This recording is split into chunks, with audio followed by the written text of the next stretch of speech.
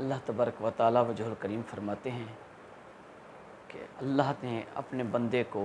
कमाल ताकतों से, कमाल एहसानात से नवाजा, और ये सारे एहसानात सैयदना मुहम्मद रसूलुल्लाह सल्लल्लाहु ताला अलैहि वसल्लम के तसद्दुक़ से आलम इंसानियत पर और पूरे आलम पर अल्लाह की तरफ से अता हैं। फिर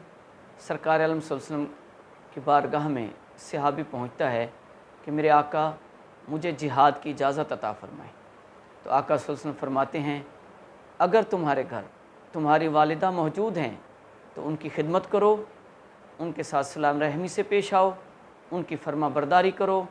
तुम्हारे लिए जिहाद से अफजल नेकी अल्लाह तुम्हें अता फ़रमाएंगे, और तुम्हारी वालिदा के पाँव के तले अल्लाह ने तुम्हारे लिए जन्नत अता फ़रमाई है। तो कितना एहसान है हजूर के सदक़े से अल्लाह तबारक व तआला वजहुल करीम का।